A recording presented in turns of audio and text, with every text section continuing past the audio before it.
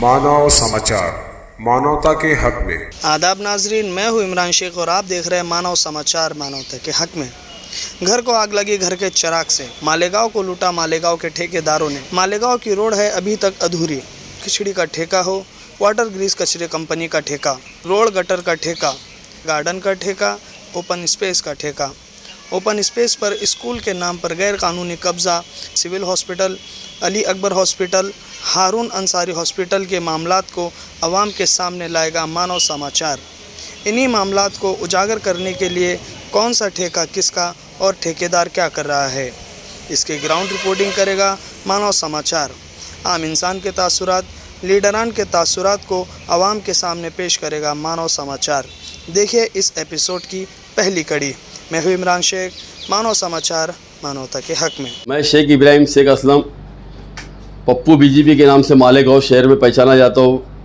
Bharatiya Janata party अल्पसंख्यक का मैं प्रदेश उपाध्यक्ष हूँ और नासिक जिला मालेगांव महानगर जिला का भी अध्यक्ष हूँ और रुकन हज कमेटी भी हूँ।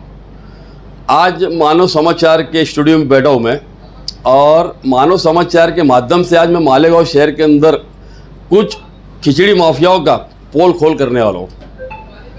जो मासूम बच्चों का जो खिचड़ी का, जिसको बोलते हैं ना, खिचड़ी का हक मारते, खिचड़ी चुराते, इनके हक का माल मुद्दा चुराते। ये जो है खिचड़ी माफिया जो मालेगांव शहर में मासूम बच्चों के मुंह का निवाला छीनने वाले ये माफिया, आज इनकी पोल खोल मैं मानव समाचार चैनल के माध्यम से कर रहा हूँ। मालेगांव शहर के अंदर देखने में आया कि मालेगांव शहर में जो भ्रष्टाचार चल रहा है खिचड़ी माफियाओं का, दरअसल हमारा शहर भोली भाली आवाम है शहर की, ये उतना नॉलेज नहीं रखती, और रखती भी है तो मुझे लगता है जिन लोगों को समझते हैं वो सामने आने की हिम्मत नहीं करते। लेकिन आप सभी ने, मालेगांव शहर वासियों ने, सब ने देखा कि आज मैं 2 महीने से कंटिन्यू स्कूल माफियाओं के खिलाफ लगा हूँ, तो उसके अंदर एक घोटाला मेरे और सामने आया, जो जिसे एक मिसाल ये भी कही जा सकती है कि चोर मचाए शोर, जो खुद ही चोर है और वो शोर भी मचाते हैं।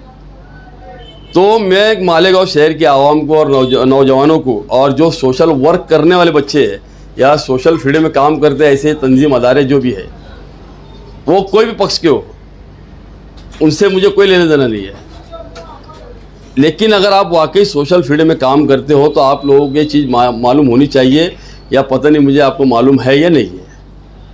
मालेगांव शहर में आज जो बच्चों के मुंह का निवाले लोग जो खिचड़ी माफिया जो छीन रहे, तो मैं मालेगांव शहर के आवाम को इस बात से उजागर करना चाहता हूँ, और यहाँ के सोशल वर्कर को उजागर करना चाहता हूँ, यहाँ के पेरेंट्स सरपरस्त हजरात को उजागर करना चाहता हूँ, और एक आम आदमी तक मेरी बात जानी चाहिए, और आम आदमी ने इनके भ्रष्टाचार पर ध्यान देना चाहिए और इनके ऊपर कड़ी नज़र रख करके इनके ऊपर कार्रवाई करनी चाहिए। ये मेरी मालेगांव शहर की आवाम से गुजारिश है।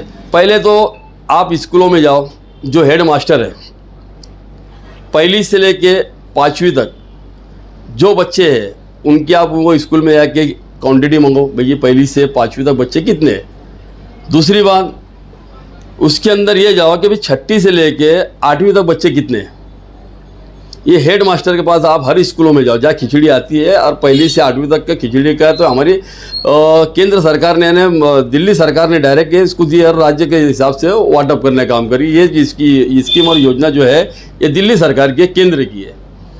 लेकिन इसके अंदर माफिया लोग जो काम कर रहे हैं तो शायद आवाम को नहीं मालूम, इसीलिए मैं आप लोगों को बताना चाह रहा।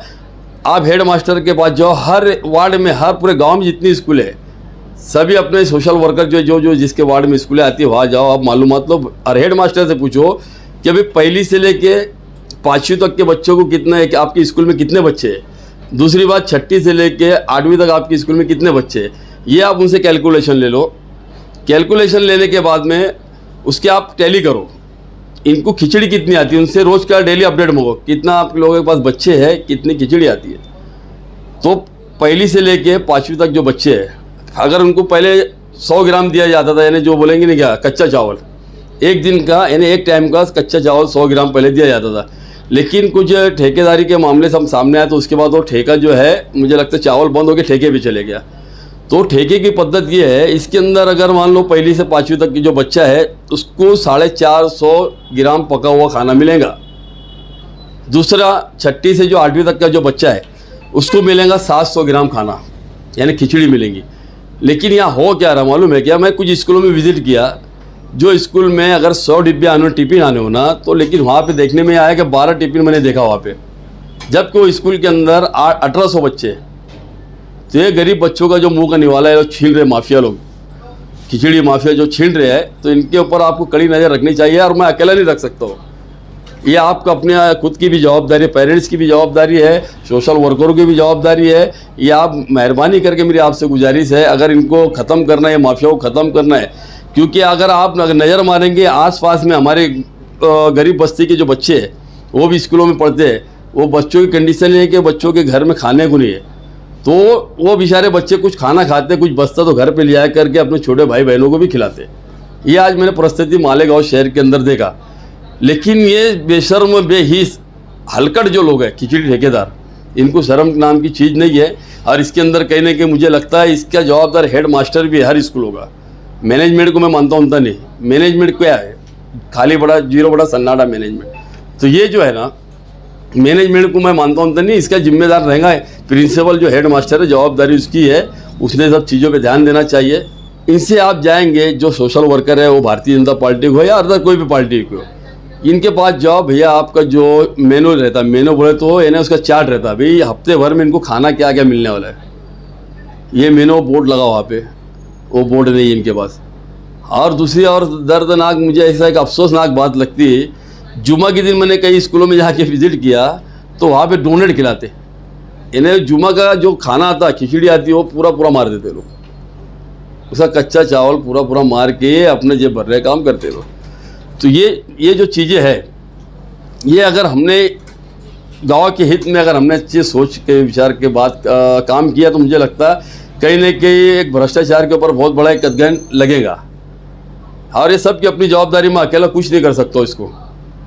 दूसरी बात ये है कि इसके अंदर पेरेंट्स जो है, जो माँ बाप है, अगर बच्चे एक स्कूल के अंदर 1000, 1500, 2000 बच्चे, अगर मुझे लगता है वाकई अपने पेरेंट्स अपने बच्चों से मोहब्बत करते हैं, देखो कोई पेरेंट्स ऐसा नहीं है और माँ बाप ऐसे नहीं है कि अपने बच्चों से मोहब्बत नहीं करते, तो मेरी भी उनसे गुजारिश है कि ऐसे सब जितने भी पेरेंट्स हैं, अगर एक दिन एक पेरेंट्स अगर जाता है और उसका एक नंबर 1 महीने के बाद आता है, तो भी मुझे लगता है तुम्हारे बच्चों को ये खाना क्या खिला रहे, हमारे बच्चों को खाना क्या खिला रहे, ये आप जाके उसकी मार्किंग करो, उसकी टेस्ट करो, क्या खिला रहे बच्चों को। बच्चे आधा खाना खा रहे, आधा खाना फेंक दे रहे, इन्हें इतना घटिया क्वालिटी का खाना खिला रहे। मुझे लगता है कैदियों को जेल में भी इतना गंदा खाना नहीं खिलाते जितना ये बच्चों को खाना खिला रहे। तो ये पेरेंट्स की अपनी जवाबदारी बनती है कि भाई अपने बच्चों की सेहत के साथ एक खिलवाड़ तो नहीं कर रहे खिचड़ी ठेकेदार, तो इन्होंने भी जा कर के अपने एक फ़र्ज़ निभाना चाहिए। मेरी एक गुजारिश है, कोई ऐसा ऑर्डर नहीं है, आप अपने बच्चों से मोहब्बत करते हो तो मुझे ये बात कहना ज़रूरी है कि आप भी विज़िट करो, खुद पर्सनली जाके देखो भाई ये लोग क्या दे रहे। हर हफ्ता वाइज इनका जो शेड्यूल है, क्या केला आ रहा, दूध आ रहा, जो भी होगा इनका शेड्यूल गवर्नमेंट का, हफ्ते का पूरा चार्ट चेक करो, ये बराबर दे रहे या नहीं दे रहे। और खाने का अगर ये लोग बताते कि भाई हमारे पास बच्चे इतने यार, डिब्बे इतने हैं, डब्बा भरे, तो डब्बा आप खोल के जब देखेंगे, ये मैं प्रैक्टिकल बात कर रहा, डब्बा अगर आप खोल के देखें ना तो टिफिन आधे है, यानी डिब्बा दिखेगा बड़ा लेकिन रहेगा उसके अंदर खाना आधे डिब्बा रहेगा। और बच्चों के हिसाब से आप कैलकुलेशन मारो कि भैया जैसे 450 ग्राम के बच्चे कितने हैं, 750 ग्राम के बच्चे कितने खाने वाले, तो ऐसा उसका कैलकुलेशन मारो। और वो जो खिचड़ी जो लाते हो लोग या जो भी खाना लाते हो उसका आप वजन करो, कांटा रख के उसका वजन करो। वजन करने में आपको समझ में आएगा कि इन्होंने कितना माल लाया है यहाँ पे, तो आपके वही समझ में आ जाएगा कितने लोग फ्रॉड कर रहे हैं बच्चों के साथ में, जो बच्चों का मुंह का निवाला मार रहे, गरीबों का निवाला मार रही है। ये आज मेरा पहला मुद्दा था खाली खिचड़ी का। इसके बाद आपको जब मैं उजागर करूंगा शहरियान को, तो आप खुद तंग रह जाएंगे कि मालेगांव शहर में इतना बड़ा फ्रॉड हो रहा। यानी हम तो ये समझते थे कि भी अलग अलग लोग फंडिंग करके पैसा कमाते, 2 नंबर का धंधा करते, लेकिन मेरे देखने में आया कि कुछ जो है एजुकेशन माफिया ऐसा है, इस तरह से लूट मार का धंधा कर रहे गाँव में। ये मुझे लगता है कुत्ता गोली से भी खतरनाक काम ये लोग कर रहे हैं। तो ये सब चीज़ के ऊपर कदगैन लगाने की मैं पूरी कोशिश करूंगा।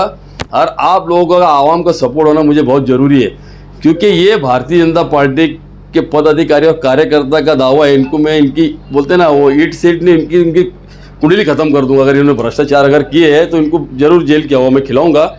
और ऐसे जो लोगों के साथ इन्होंने फ्रॉड करे इनके ऊपर मैं कड़ी कार्रवाई करूँगा। और इसके जिम्मेदार रहने वाला हेड मास्टर साहब, आप भी सुन लो, आप अपनी ईमानदारी से काम करो।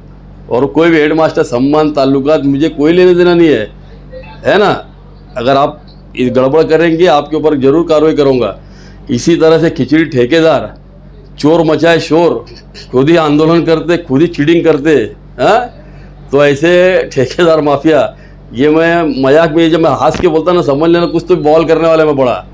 तो ये मेरी बात समझ लो अच्छी तरीके से, है ना। तो होशियार और ख़बरदार रहो, ईमानदारी से काम करो।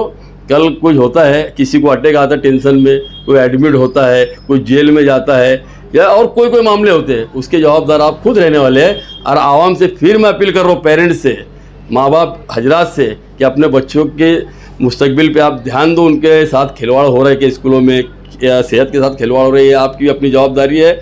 और सोशल वर्कर जितने भी हजरात हैं मालेगांव शहर में जो एक्टिव है, बहुत सारे एक्टिव सोशल वर्कर हैं, लेकिन उनकी भी अपनी मुझे लगता है कुछ मजबूरी है।